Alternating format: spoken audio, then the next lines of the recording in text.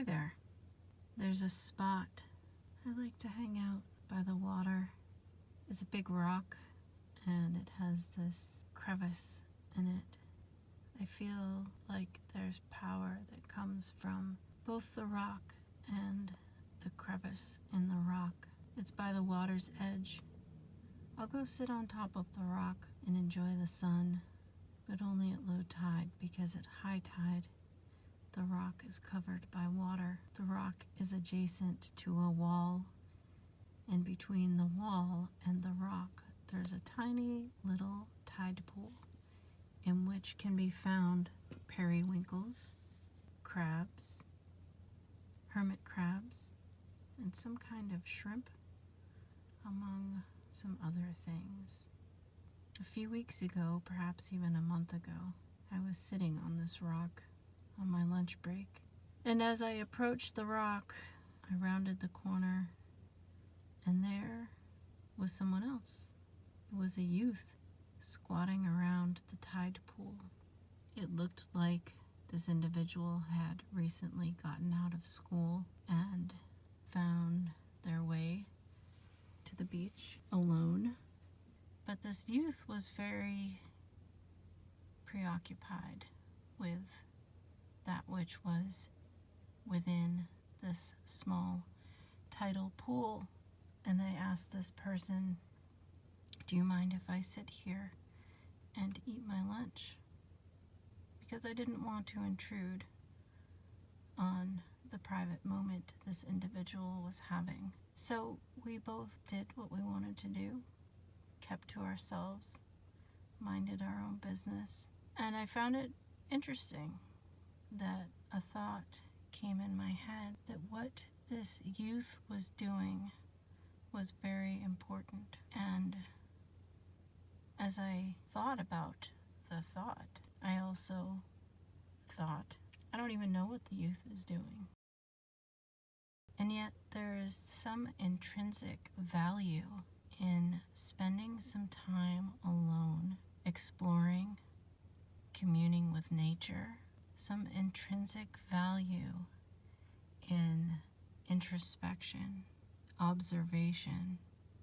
The value has to do with how things work, perhaps how we get along, maybe how we get along, where do we fit, how do we fit with nature. There are lessons to be learned in a tidal pool. I felt that this youth must have had a lot of confidence, self-security in order to spend this time alone in introspection and observation, not needing anyone else's approval, not seeking it, not needing companionship, appreciating time alone, appreciating time perhaps to not really think much, only take in what the natural world has to offer. As well, perhaps about a month ago, I was conversating with an individual, and this person said, "I like Sri Ram," and I thought about that. I had to delve deeper into my knowledge of, we'll call it, religious scripture. I had to refresh my memory as to the story of Sri Ram. And it dawned on me that in my own youth, I was very blessed to have access to a library full of religious text and religious philosophies of all different kinds of religious or spiritual ideologies, beliefs, rituals, traditions. And I think that blessing came from my grandfather. This is to say that I believe a lot of these texts had once belonged to him. My guide is Baba Ratsu, my guide, my main guide. And the words, the name, I very much associate with my grandfather. We called him Grandpa the Cowboy. Baba Ratsu and the little lantern. I am the little lantern, perhaps, the bearer of light. Baba Ratsu has been around me a lot lately, showing me things, perhaps shedding light on things I need to see, messages to interpret, things to understand. Earlier this week, I was shown a vision. I did make a video intending to explain the vision, but at the time, it didn't really make much sense. I couldn't really come to a conclusion about what the vision meant for myself, or maybe perhaps what it would mean for any of the viewers that come across my channel. I understand it better now. I think the bottom line is this question: would you rather be in a serene place with a few other individuals, somewhere where it's calm and quiet, or would you rather be somewhere that is more chaotic, immersed in the chaos? A chaos that is divisive, a chaos where there is segregation and tribes coming together, tribes of people. And these tribes perhaps represent people with different perspectives, people with different values, all coming together and converging in one area. It was very chaotic.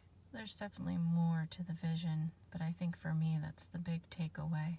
There's another message that I've picked up on over the past few days, and that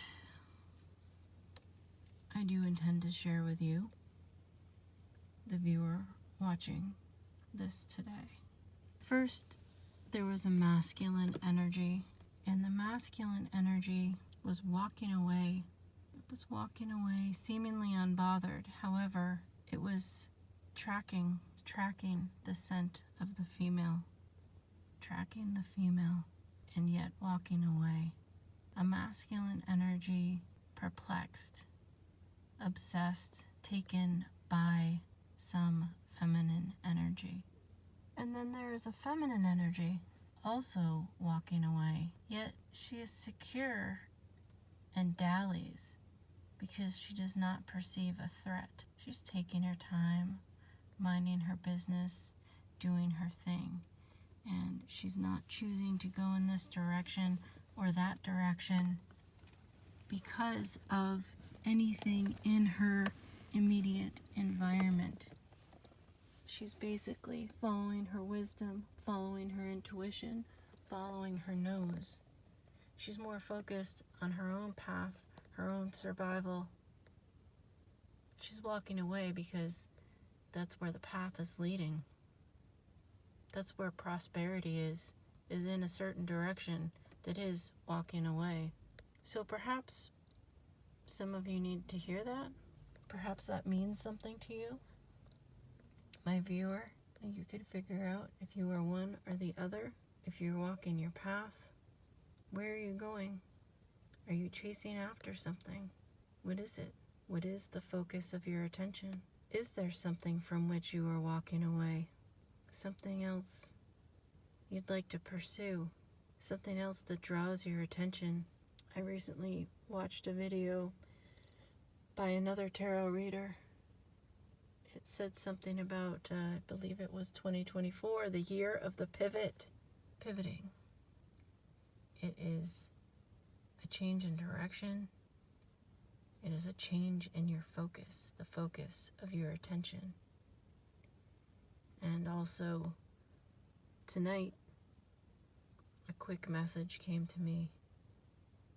It was that the person or the thing that has the greatest momentum supersedes that which has less momentum.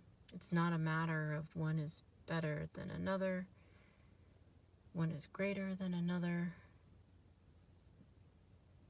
It is a message that I find interesting because I compare and I consider how these messages relate to other things in our existence.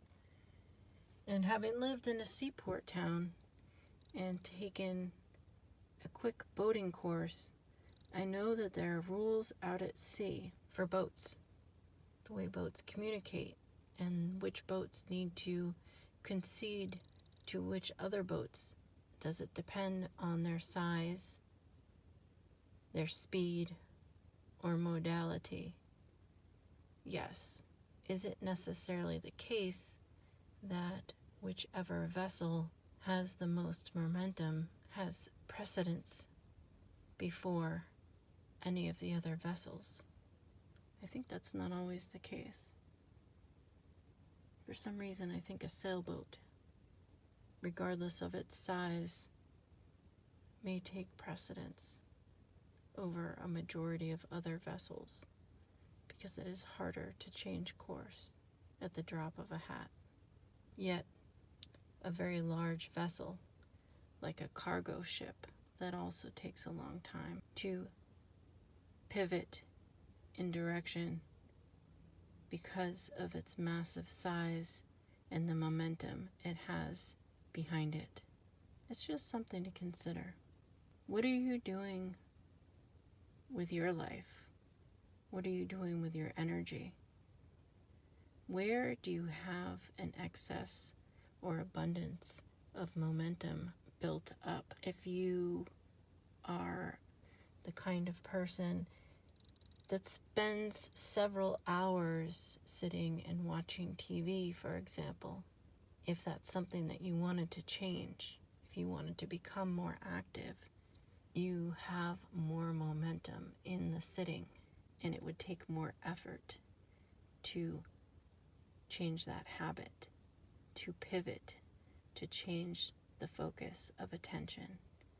It would take making a big habit and focusing on that habit to change the previous circumstances.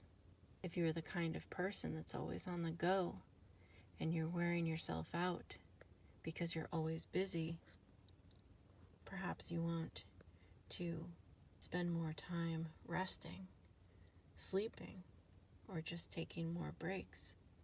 And for a person that's always on the go, that's where the momentum is.